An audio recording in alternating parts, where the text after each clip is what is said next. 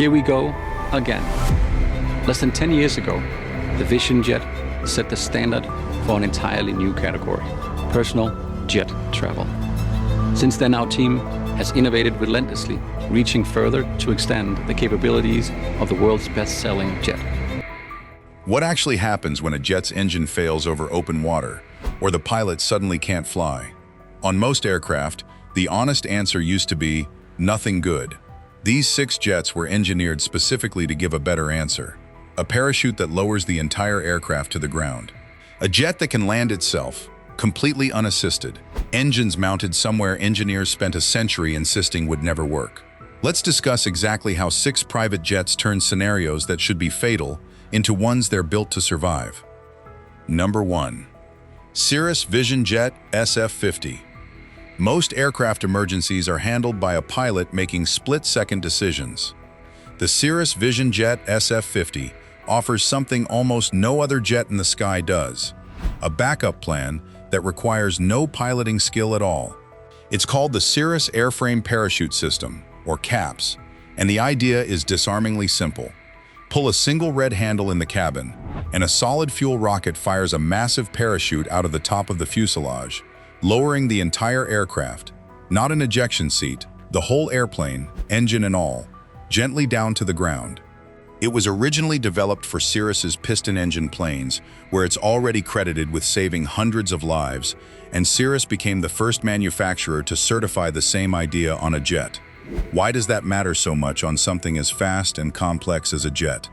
Because CAPS turns almost every catastrophic in-flight scenario into the same simple decision: structural failure, pilot incapacitation, a mid-air collision, disorientation in bad weather. Situations that would otherwise demand precise emergency flying from a conscious, capable pilot, all collapse down to one action: pull the handle.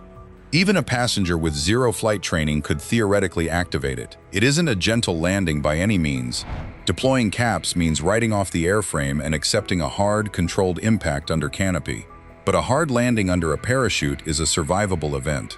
Plane parachuting safely to Earth has many to the genius who invented the plane chute. The pilot can be heard making a split-second decision. The plane is a Cirrus aircraft and has an emergency parachute built into its fuselage. An aircraft that's out of control at altitude, with no working method of recovery, usually isn't.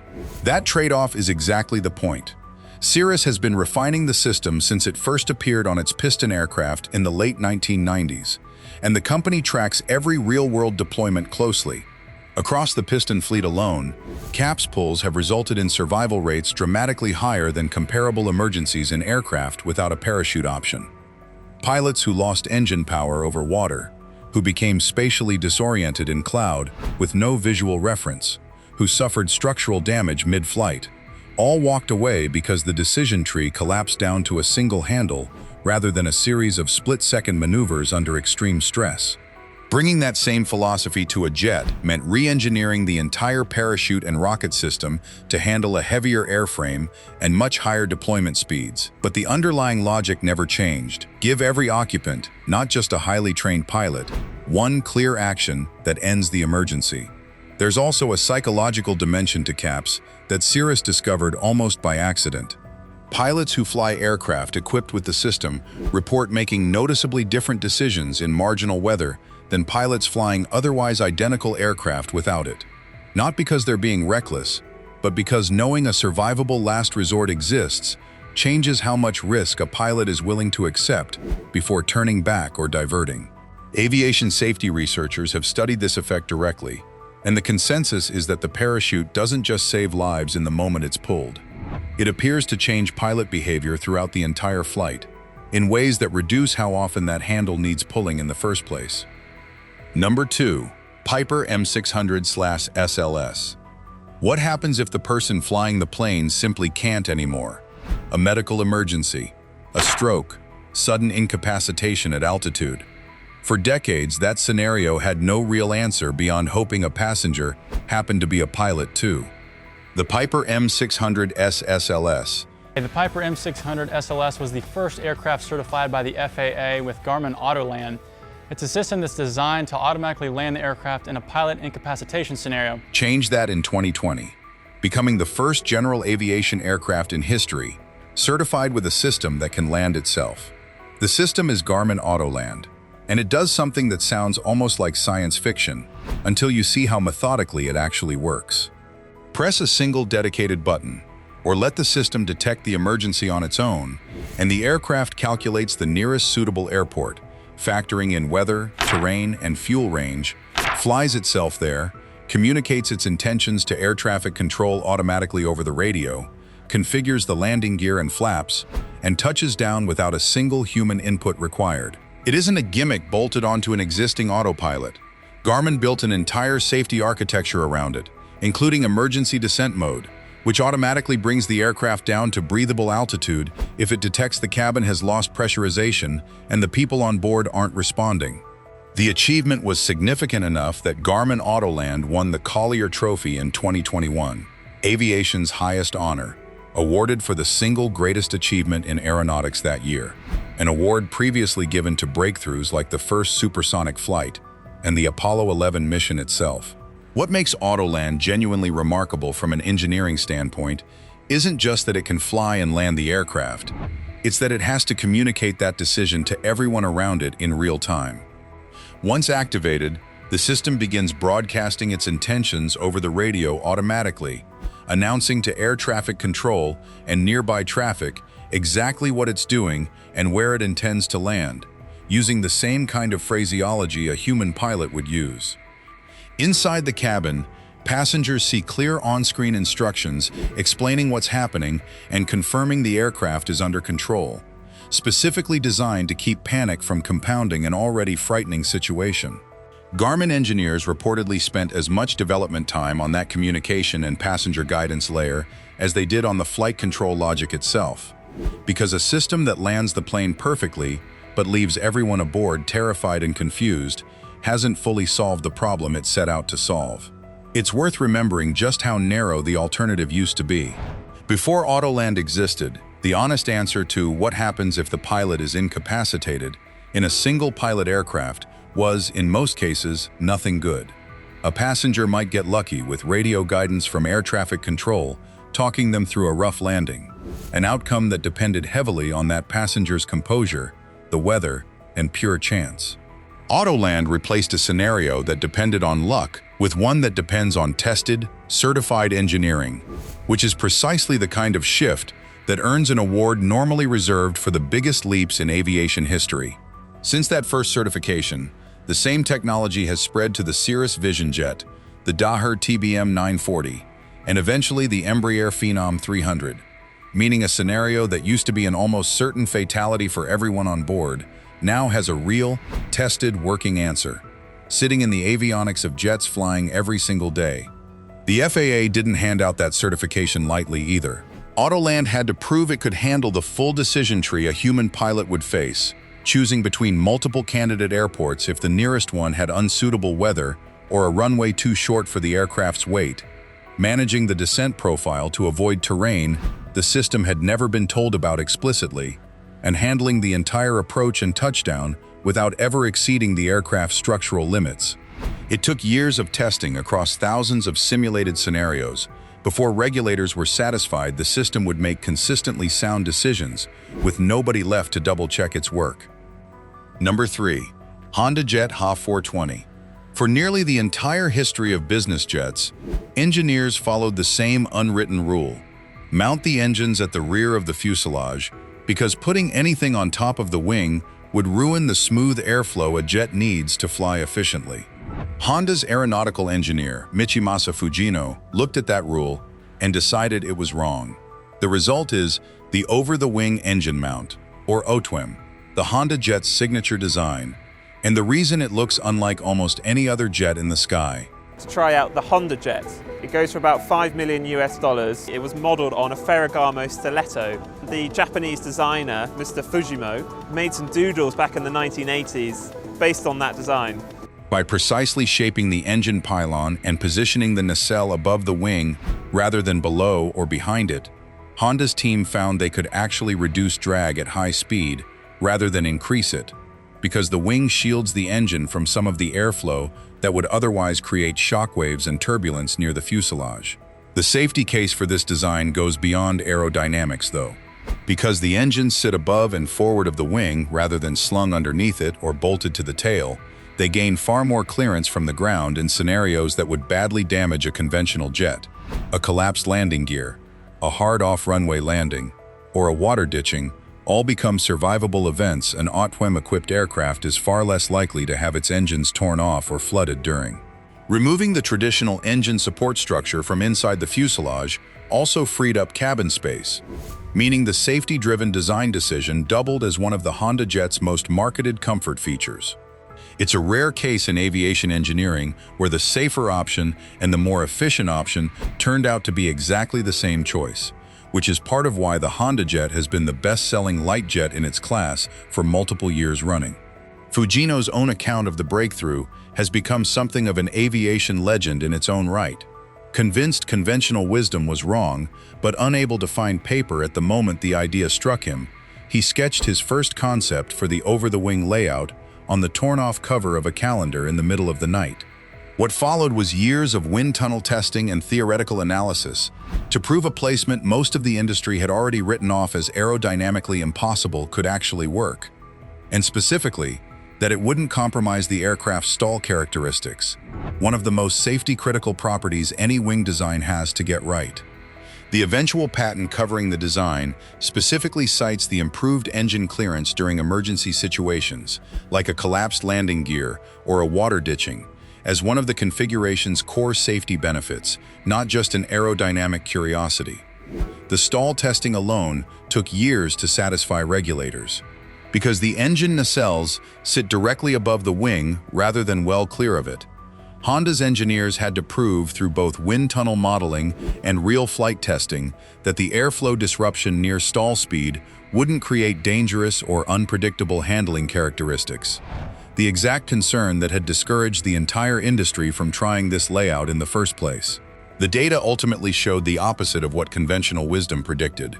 The wing's stall pattern remained clean and progressive, giving pilots the same kind of gradual, controllable warning before a full stall that a conventional design provides, rather than the abrupt loss of control regulators had worried the engine placement might cause. Number 4. Pilatus PC-24. Every jet on this list assumes, at minimum, that there's a proper paved runway waiting somewhere nearby. The Pilatus PC-24 was built specifically to reject that assumption. Pilatus calls it the super versatile jet, and the name is a direct reference to what makes it different from nearly every other business jet flying. The PC-24 super versatile jet has since its market introduction in 2018, new project engineer who will explain the unique features and benefits of the PC-24. It's certified to operate from short, unpaved runways, grass strips, gravel, even snow and ice, that would be completely off-limits to a conventional jet's landing gear and engine placement. Reinforced, oversized landing gear, a robust airframe designed to absorb rough field impacts, and engines mounted high enough to avoid ingesting debris kicked up from an unpaved surface all work together to make this possible. Why does that matter for safety rather than just convenience? Because it fundamentally expands the list of places a pilot can put the aircraft down in an emergency. A conventional jet with an engine problem over a rural or mountainous area may have no realistic landing option within range, forced instead to stretch a glide toward the nearest paved strip, however far that turns out to be. Part of Pujo's operations, primarily we do go into a lot of short strips. And that was one of the key features of the PC-24. A PC-24 has a meaningfully longer list of places it could set down safely, because the runway requirement that limits every other jet on this list simply doesn't apply to it in the same way. Pilatus built that reputation on top of decades of experience with genuinely rugged aircraft, the same Swiss manufacturer behind the PC-6 Porter and the PC-12, both renowned among bush pilots and humanitarian operators for operating out of airstrips that would terrify most commercial pilots. The PC-24 was, in effect, an attempt to bring that same philosophy up into jet-powered speed and range for the first time, rather than treating rough field capability and jet performance as a trade-off operators simply had to choose between. Earning that certification was not a simple formality. Proving a jet-powered aircraft could safely absorb the repeated impacts, debris, and uneven surfaces of unpaved strips required years of dedicated testing that a standard paved runway jet never has to undergo at all. The aircraft also needs remarkably little runway even under normal operations, routinely operating from strips under 3,000 feet, a fraction of what most light jets require. That capability was proven in dramatic fashion during actual humanitarian missions, where PC-24s have landed on unprepared strips to deliver aid and medical evacuations in locations no other business jet could safely reach at all. Pilatus' PC-24 jet has made its first landing on an unpaved runway during a program of post-certification tests of Australia, who will fly the PC-24 for medevac missions. In several of those missions, the aircraft was the only fixed-wing option capable of reaching the location directly, rather than requiring supplies to be trucked in the final leg by ground vehicle after landing somewhere paved and distant. Pilatus leaned into that reputation directly, running a series of demonstration flights specifically to prove the claim rather than just market it, landing PC-24s on a frozen lake, a beach at low tide, and short grass airstrips tucked into mountain valleys that would be unthinkable for any comparable jet. Each one was chosen to mirror a real scenario an owner or operator might actually face: a medical charity needing to reach a village with no paved airport within range, a rescue flight into terrain where the nearest proper runway is hours away by any other means. The same rugged landing gear and engine placement that make those demonstration flights possible are exactly what would matter most in a genuine emergency diversion. The difference between circling toward a distant paved field on a failing engine and simply putting the aircraft down on whatever flat surface happens to be underneath it. Number 5. Gulfstream G650. Bad weather causes a disproportionate share of aviation's most dangerous moments. Not turbulence, which is mostly just uncomfortable, but the specific danger of trying to land when the pilot genuinely cannot see the runway. The Gulfstream G650 was built around technology designed to solve exactly that problem. Its enhanced flight vision system uses an infrared camera mounted in the nose to build a real-time, high-resolution image of the runway environment, terrain, approach lighting, the runway surface itself, and projects it directly onto the pilot's head-up display. In conditions where the human eye sees only gray fog or driving rain, the system can see straight through it, effectively letting the crew fly and land in weather that would ground or endanger an aircraft without the same technology. The regulatory impact of this is significant and often overlooked. Under standard rules, a pilot approaching an airport in poor visibility has to be able to see the runway environment by a certain minimum altitude, or they're required to abandon the approach. It has been called the single most significant technological achievement in aviation safety since the instrument landing system. Gulfstream's exclusive enhanced vision system is clearly the most dramatic new development in business aviation. And divert somewhere with better weather, burning fuel, adding delay, and in a genuine emergency, potentially running out of good options entirely. An FF's-equipped aircraft like the G650 can, under FAA rules, continue an approach to a much lower altitude using the enhanced image alone, and in many cases, land using it directly. That's not a convenience feature. It's the difference between having options and running out of them when the weather turns against you. It's worth putting a number on what that actually saves a crew in practice. A typical instrument approach without enhanced vision might require a pilot to see the runway environment by roughly 200 feet above the ground, a slim margin in genuinely bad weather. With a certified AFVs, that same aircraft can, in many cases, continue using the sensor image all the way down through touchdown, effectively erasing the altitude at which the human eye has to take over. On a night approach into a smaller airport with no advanced ground lighting system, that difference is frequently the entire margin between landing safely on the first attempt and having to divert somewhere else, with less certainty about fuel and timing. Combined with a flight deck built around extensive redundancy in its flight-critical systems, the G650's approach to bad weather safety isn't a single gadget. It's a philosophy that assumes visibility will fail on some flight, somewhere, and builds the tools to fly through that failure rather than simply hoping it never happens. The technology traces back decades before it ever reached a business jet cockpit, originating in military and airline research into infrared imaging for exactly this purpose, without the elaborate ground-based landing aids that only the world's busiest airports can justify building. Gulfstream was among the first business jet manufacturers to bring a certified version into a purpose-built head-up display, and the payoff shows up most clearly at the smaller regional airports many private jet operators actually use, places that were never going to get the multi-million-dollar ground infrastructure that lets airliners land in near-zero visibility at major hubs. For a G650 crew, the airplane itself carries that capability on board, rather than depending on what's already installed at the destination. Number 6. Embraer Phenom 300E. Runway overruns. Landing too fast, too far down the runway, or on a surface too short for the conditions are one of the most common serious accidents in business aviation. Demonstrations of the 300E's new stabilized approach and runway overrun and awareness alerting system, or ROAS. And one of the hardest for a pilot to catch in the moment, because the warning signs build up gradually during an approach that feels, right up until it doesn't, completely normal. For decades, the only real defense against an overrun was a pilot's own mental math.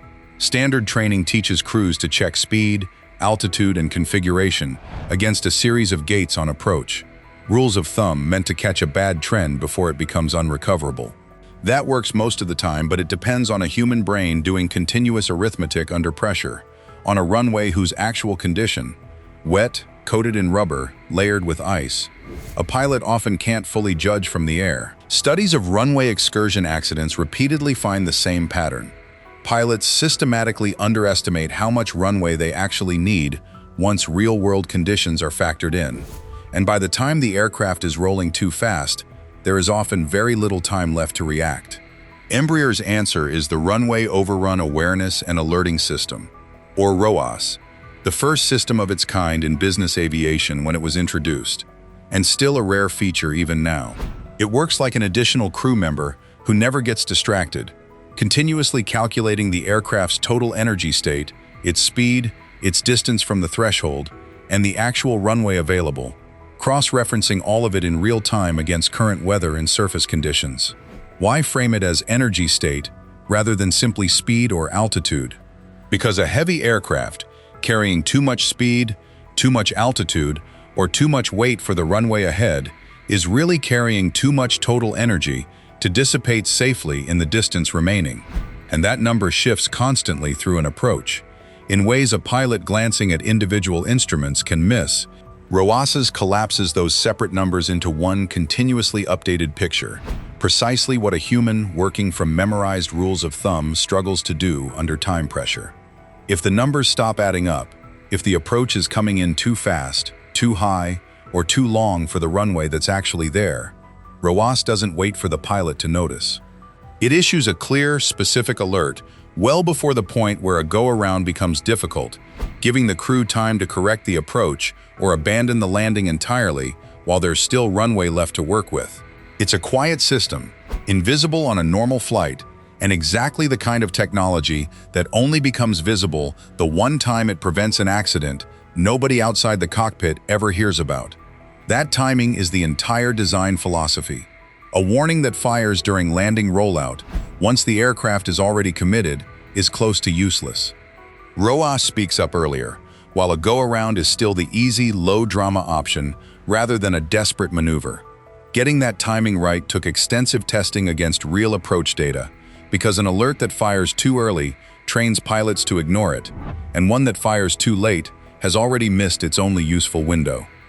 Embraer has since extended the protection further, pairing ROAS with Garmin Emergency Autoland on the newest Phenom 300 EV, meaning the aircraft that helped pioneer overrun protection is now also equipped to land itself entirely, stacking two of aviation's newest survival technologies into a single light jet. The two systems address different moments in the same flight. One keeps a normal, pilot-flown approach honest, and the other takes over completely if there's no pilot left capable of flying at all. What's easy to miss about ROAS is how unglamorous its job is compared to everything else on this list. There's no dramatic parachute, no headline-grabbing autonomous landing, nothing that looks impressive in a demo video. It's a quiet piece of math running in the background of an otherwise ordinary approach, and the entire measure of its success is that most pilots who fly with it will never once see it trigger. That's exactly the kind of safety system aviation engineers describe as the hardest to sell and the easiest to underappreciate. It removes a specific, well-documented category of accident from the list of things that can go wrong, one runway at a time. 6 jets, 6 completely different emergencies, 6 engineering answers that didn't exist a generation ago. A parachute that lowers an entire aircraft to the ground. A jet that lands itself with nobody able to fly it. Engines mounted somewhere a century of aviation wisdom said would never work. A jet that doesn't need a real runway. Vision that sees through weather the human eye can't. And a quiet system that catches a dangerous landing before it happens. None of this erases risk from flying. Nothing does. But each one turns what used to be a near-certain tragedy into something engineered to survive. If you want more breakdowns like this, hit subscribe, drop your pick in the comments, and like the video before you go.